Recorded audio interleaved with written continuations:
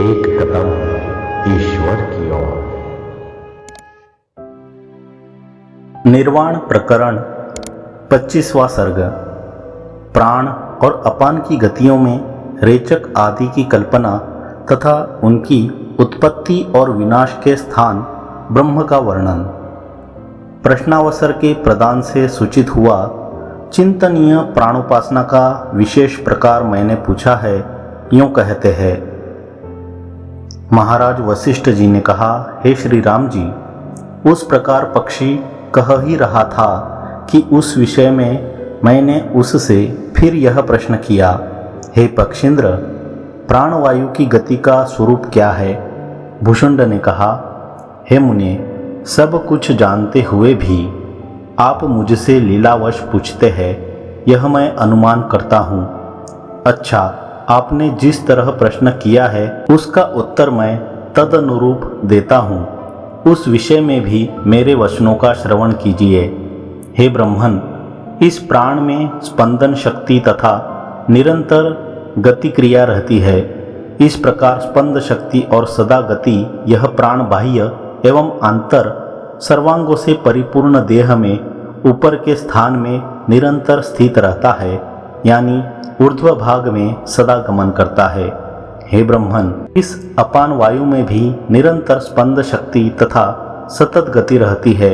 यह अपान वायु भी बाह्य एवं आंतर समस्त अंगों से परिपूर्ण शरीर में नीचे के स्थान में निरंतर अवस्थित रहता है, यानी अधोभाग में गमन करता है। इस प्रकार प्राण और अपान दोनों वायुओं का लक्षण द्वार पार्थक्य बतलाकर अब उनकी गतियों में किसी प्रकार के यत्न के बिना सर्वदा ही प्राणायाम रूपता सिद्ध है, यो चिंतन करना चाहिए, यह बतलाते हैं।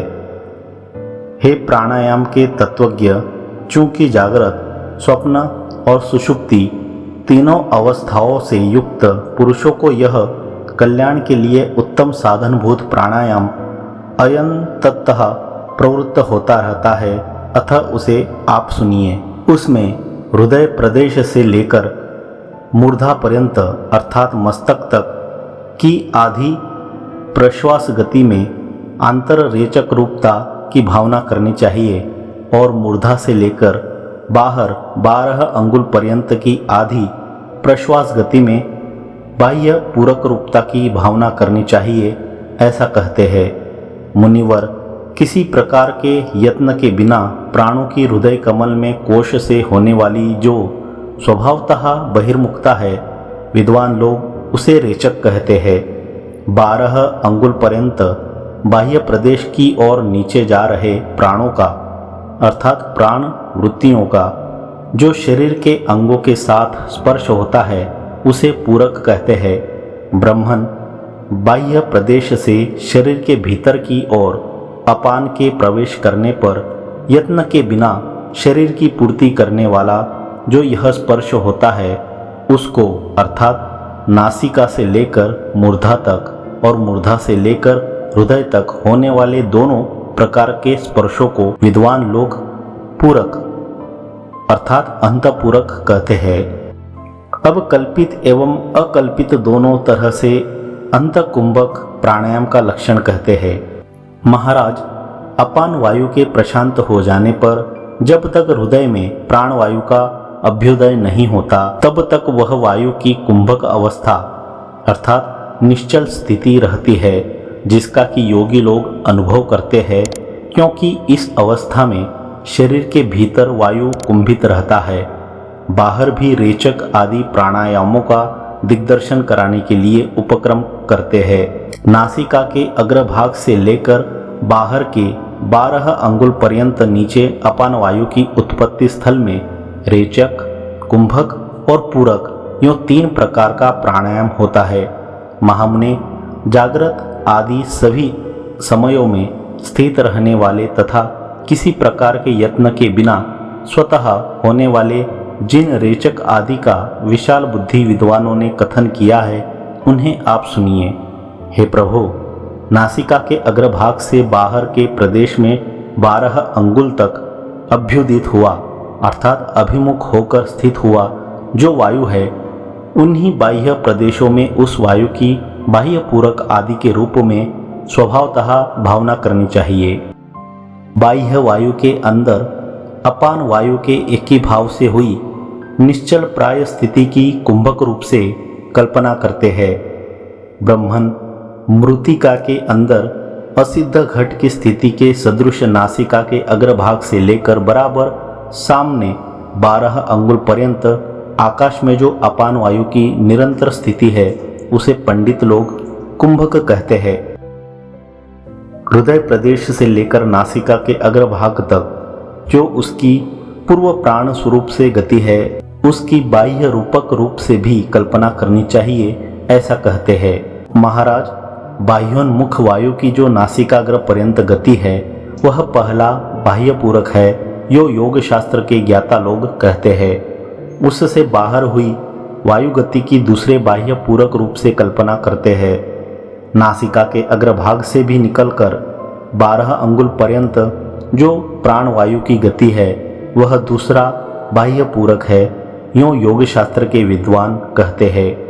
बाहर प्राण वायु के होने पर जब तक अपान वायु का उद्गम नहीं होता तब तक एक रूप से अवस्थित पूर्ण बाह्य कुंभक रहता है, ऐसा विद्वान लोग कहते हैं। अब बाहर के 2 प्रकार के रेचक प्राणायामों की कल्पना का प्रकार बतलाते हैं। ब्रह्मन अपान वायु के उदय के अर्थात प्रस्पंद के बिना जो वायु की अंतर्मुखता अर्थात प्रस्पंदोन्मुखता रहती है वह बाह्य रेचक है, यह जानना चाहिए। उपासित हुआ वह उपासक को मुक्ति प्रदान करता है। बाहर के 12 अंगुल के अंतिम भाग से नासिका के अग्रभाग तक अपान वायु की संचार द्वारा स्वरूपाभिव्यक्ति से जो विशाल स्थूलता प्राप्त होती है वह दूसरा बाह्य पूरक है, यो विद्वान लोग कहते हैं। मुनिवर, प्राण और अपान वायु के स्वभावभूत ये जो बाह्य और आभ्यंतर कुंभक आदि प्राणायाम है उनका निरंतर भली प्रकार ज्ञान रखने वाला अर्थात उपासना करने वाला पुरुष पुनः इस संसार में उत्पन्न नहीं होता। हे महाबुद्धे, ये देह वायु के स्वभावभूत बाह्य एवं आंतर रेचक आदि के भेद से 8 प्रकार के प्राणायाम है, उनका रात दिन निरंतर अनुध्यान करने से पुरुष की अवश्य मुक्ति हो जाती है, यह मेरा कथन है। इन प्राणायामों के अभ्यास से समय आने पर प्राणादि वायुओं का निरोध हो जाता है, ऐसा कहते हैं। जाते या बैठते, जागते या सोते सभी अवस्थाओं में अभ्यास करने पर स्वभावतः अति चपल ये वायु समय आने पर निरुद्ध भी हो जाते हैं। कर्तृत्व, भोक्तृत्व आदि का अभिमान भी इससे नष्ट हो जाता है, यों कहते हैं। मनुष्य अपने भीतर बुद्धिपूर्वक पर्याप्त रूप से इन कुंभक आदि प्राणायामों का ध्यान करता हुआ यदि कुछ करता है या खाता है तो उनमें वह कर्तृत्व आदि के अभिमान से तनिक भी ग्रस्त नहीं होता। प्राणायाम के अभ्यास से बाह्य दृष्टि का परित्याग, तदनंतर अंतरात्मा के साक्षात्कार की उत्पत्ति, तदनंतर परम पद प्राप्ति, यो प्राण चिंतन से परम पद की प्राप्ति भी होती है, ऐसा कहते हैं। महाराज, इस प्राण चिंतन रूप व्यापार में संलग्न होकर बाह्य अर्थों का परित्याग कर रहा मन कुछ ही दिनों में अद्वितीय परम पद को प्राप्त हो जाता है। इस प्रकार प्राणायाम का अभ्यास कर रहे पुरुष का मन विषयाकार वृत्तियों के होने पर भी बाह्य विषयों में उस प्रकार प्रेम नहीं करता जिस प्रकार ब्राह्मण कुत्ते के चमड़े की भाथी में स्थित खीर आदि में प्रेम नहीं करता।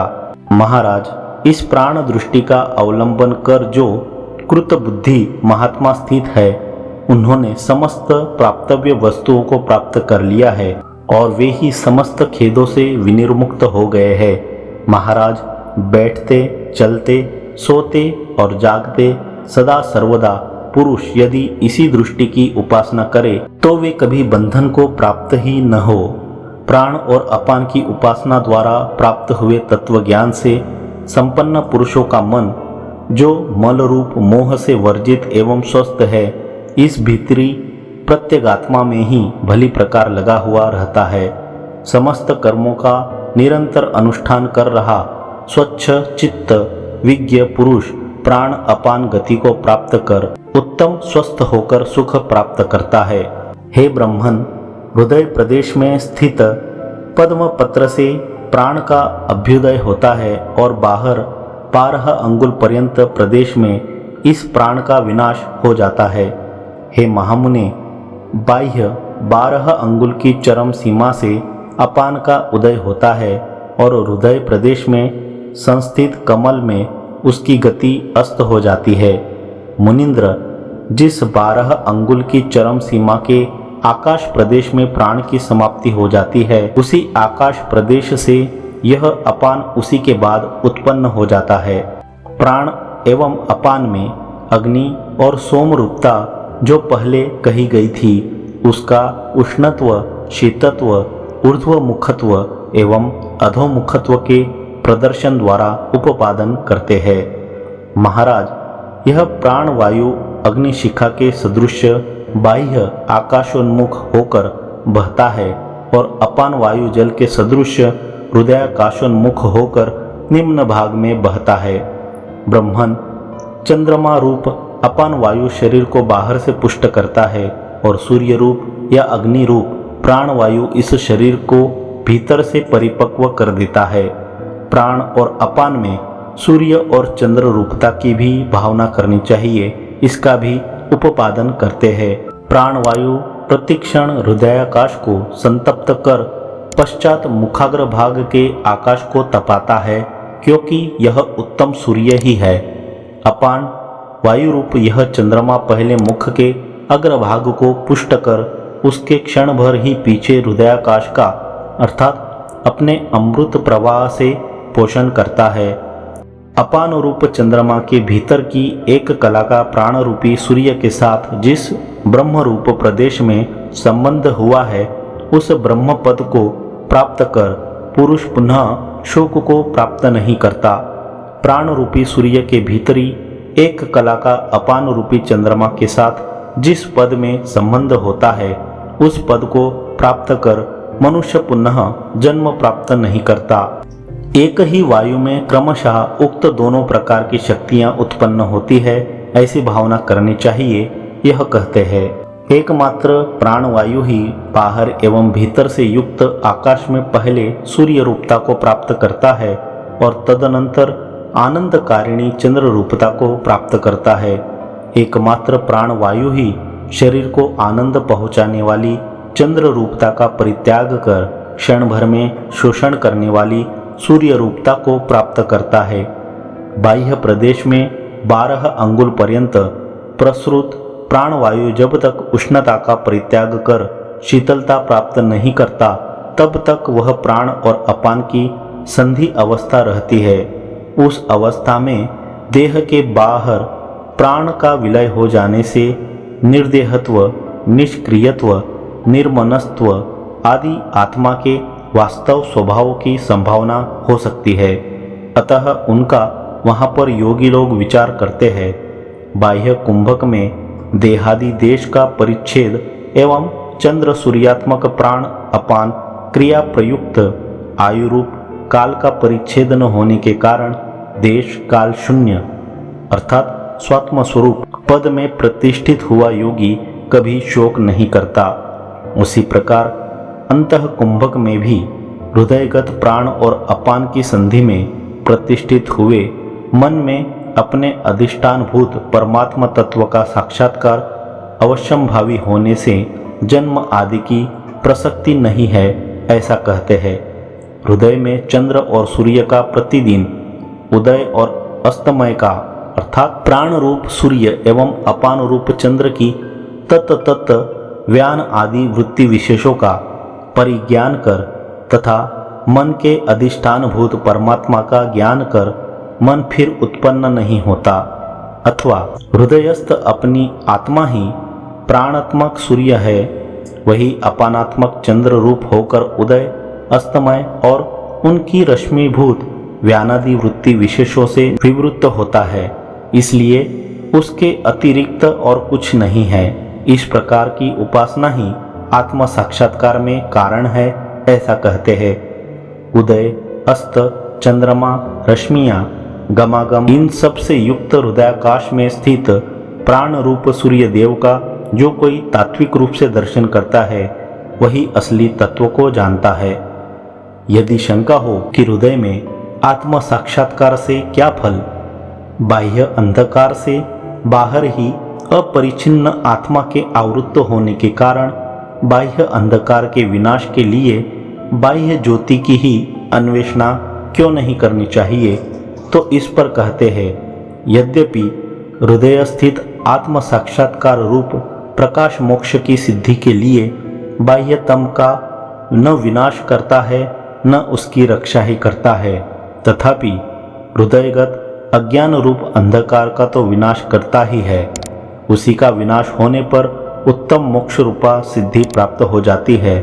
तात्पर्य यह हुआ कि बाह्य अंधकार की कल्पना के भी हृदयगत अंधकार से ही जनित होने के कारण उसके हेतुभूत हृदयांधकार के विनाश से बाह्यांधकार का विनाश अर्थतः सिद्ध हो जाता है। बाह्य प्रकाश के द्वारा हुआ बाह्य अंधकार का विनाश एकमात्र रूप आदि के दर्शन में ही कारण है, बाहर आत्मदर्शन में कारण नहीं। इस आशय से कहते हैं, हे मुने, बाह्य अंधकार के नष्ट हो जाने पर घटादिगत रूप आदि का प्रत्यक्ष होता है और हृदयगत अंधकार के नष्ट हो जाने पर तो आत्मा का प्रत्यक्ष हो जाता है। ब्रह्मन, प्रयत्न पूर्वक प्राण रूपी सूर्य का अवलोकन करना चाहिए। यही हृदयगत अज्ञानांधकार का विनाश करता है, परितः ज्ञात हुआ उत्तम मुक्ति प्रदान करता है और इसका उदय एवं अस्त भी होता है, यानी अज्ञानियों की दृष्टि में इसका अस्त है तथा ज्ञानियों की दृष्टि में उदय है। रुचि के उत्पादन द्वारा अधिकारियों की प्रवृत्ति कराने के लिए उक्त बाह्य और आंतर कुंभ कनिष्ठा का वर्णन कर रहे पक्षीराज भूषुंड जी भूमिका बांधते हैं। ब्रह्मन, जिस हृदय कमल रूपी कोटर में अपान वायु रूप चंद्रमा अस्त हो जाता है, उस हृदय रूप कोटर से बाह्योन्मुख प्राण रूपी सूर्य का अपने भीतर उदय होता है। अपान वायु का अस्त हो जाने पर हृदय कमल से प्राण का वहां उस प्रकार शीघ्र उदय हो जाता है जिस प्रकार निशा रूप छाया का विनाश हो जाने पर वहां सूर्य के प्रकाश का, चारों ओर से सूर्य के प्रकाश के नष्ट हो जाने पर जिस प्रकार उसके पीछे क्षण भर में ही छाया रूप अंधकार का उदय हो जाता है, उसी प्रकार प्राण रूप सूर्य के प्रकाश का अस्त हो जाने पर क्षण भर में ही बाहर से अपान का उदय हो जाता है। हे सन्मते, जिस भूमि में प्राण की उत्पत्ति होती है उस भूमि में अपान का विनाश हो जाता है, और जिस भूमि में अपान की उत्पत्ति होती है उस भूमि में प्राण का विनाश हो जाता है। यह आप निश्चित जानिए। प्राण वायु के अस्त हो जाने पर और अपान वायु के उदयन्मुख होने पर बाह्य कुंभक का चिरकाल तक अवलंबन करने से योगी फिर संसार रूपी शोक से ग्रस्त नहीं होता। अपान वायु के अस्त होने पर और प्राण वायु के तनिक उदयन्मुख होने पर भीतरी कुंभक का चिरकाल तक अवलंबन करने से योगी पुनः संसार रूपी शोक से ग्रस्त नहीं होता। ब्रह्मन, जिस स्थान में अपान वायु का उदय होता है उस 12 अंगुल परिमित स्थान से दूर कोटिगत यानी 16 अंगुल परिमित भाग में प्रसरणशील प्राण रेचक का अवलंबन कर स्वच्छ अर्थात निशेष वायु के रेचन से निर्मल कुंभक का अभ्यास करने से पुनः योगी संसार रूप ताप से तप्त नहीं होता। नासिका छिद्र से अपान वायु का भीतर प्रवेश होने पर बाह्य रेचक के आधारभूत प्राण के पूरण के लिए भीतर प्रविष्ट देहांतर्गत पूरक की उपासना करने से मनुष्य पुनः संसार में उत्पन्न नहीं होता। जिस ब्रह्मवर्ती ब्रह्मरूप स्थान में ये प्राण और अपान दोनों विलीन हो जाते हैं उस शांत आत्मस्वरूप ब्रह्मरूप पद का अवलंबन करने से योगी अनुतप्त नहीं होता।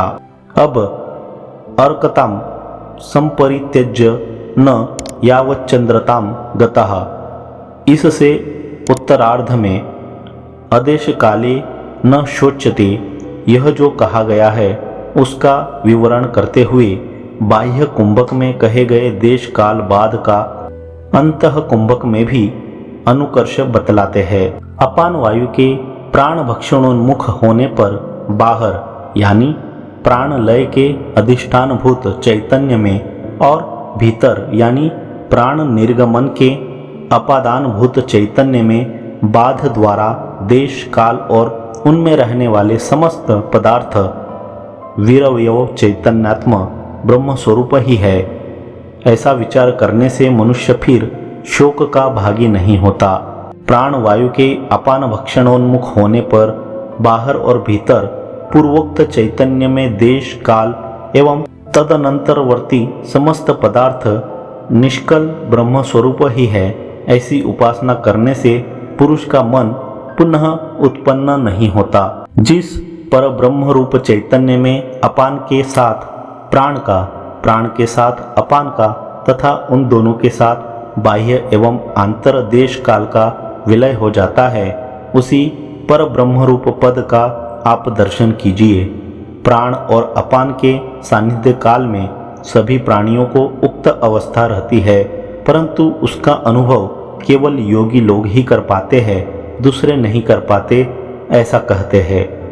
जिस समय अपान के आविर्भाव से वर्जित प्राण अस्त हुआ रहता है, उस समय किसी प्रकार के यत्न के बिना सिद्ध हुई बाह्य जो कुंभक अवस्था है, उसी को योगी लोग तद्पद कहते हैं।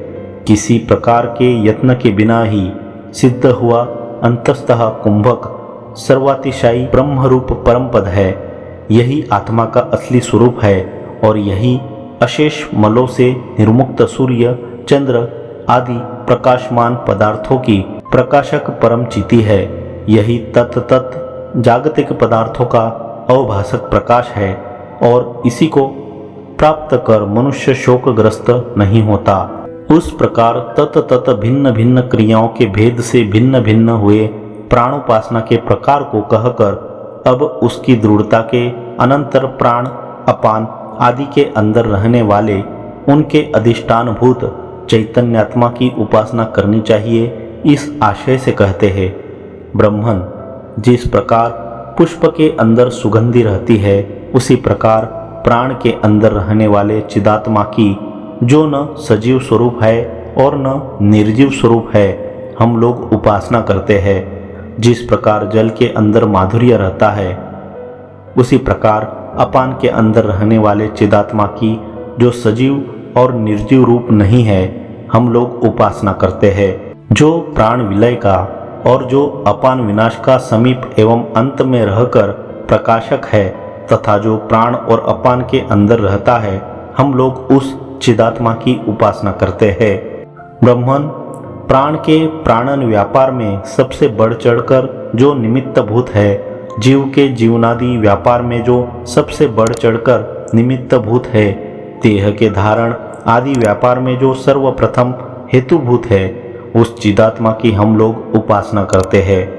महाराज, जो मन के मनन आदि व्यापार में हेतुभूत है, जो बुद्धि के बोधन व्यापार में निमित्त भूत है एवं जो अहंकार के अहंकरण के अहंकार व्यापार में निमित्त भूत है, उस चिदात्मा की हम लोग उपासना करते हैं। जिसमें यह समस्त पूर्ववर्ती पदार्थ विद्यमान है, जिससे समस्त जगत उत्पन्न हुआ है, जो सर्वात्मक है, जो चारों ओर स्थित है और जो सर्वमय है, हम लोग उस चैतन्यात्मक तत्व की निरंतर उपासना करते हैं। ब्रह्मन जो सूर्य आदि समस्त अवभासक पदार्थों का भी अवभासक है, जो समस्त पावन पदार्थों में पावनतम पुण्य रूप है, जो मन बुद्धि आदि के विकारों से तनिक भी अपने वास्तव स्वभाव से च्युत नहीं होता, उस चित्तत्व की हम उपासना करते हैं। जिसमें अपान वायु अस्त हो जाता है और जिसमें तनिक भी प्राण का अभ्युदय नहीं होता, उस समस्त कल्पना कलंकों से निर्मुक्त चित्तत्व की हम लोग उपासना करते हैं। जिसमें अपान का अभ्युदय नहीं होता और प्राण का अंत हो जाता है तथा जिसकी नासिका के अग्रभाग से उपलक्षित 12 अंगुल परिमित गगन संधि अर्थात प्राणापान प्रवाह संधि है, उस चित्तत्व की हम उपासना करते हैं। अब बाह्य और आंतर प्रदेश रूप उपाधि भेद का परित्याग कर यतश्चोदेति सूर्यो अस्तम यत्र स गच्छति त्वं देवाश्चक्रिरे धर्मम स एवाद्य स उ श्व एतद्वै तत्। इस श्रुतर्थ्य को मन से लेकर कहते हैं। जहाँ पर प्राण विलीन हो जाता है, जहाँ अपान भी अस्त हो जाता है और जहाँ प्राण और अपान दोनों उत्पन्न भी नहीं होते, हम लोग उस चित्तत्व की उपासना करते हैं। बाह्य और आभ्यंतर प्रदेश में स्थित योगियों द्वारा अनुभूत होने वाले जो दो प्राण और अपान की उत्पत्ति के स्थान है, उन दोनों के अधिष्ठानभूत चित्तत्व की हम उपासना करते हैं। जो प्राण और अपान रूप रथ के ऊपर आरूढ़ होकर परिचिन्न होता हुआ प्राण और अपान की शक्ति स्वरूप हो जाता है एवं अन्यान्य चक्षु आदि करणों में स्थित शक्तियों का भी जो शक्ति स्वरूप है, उस चित्तत्व की हम उपासना करते हैं।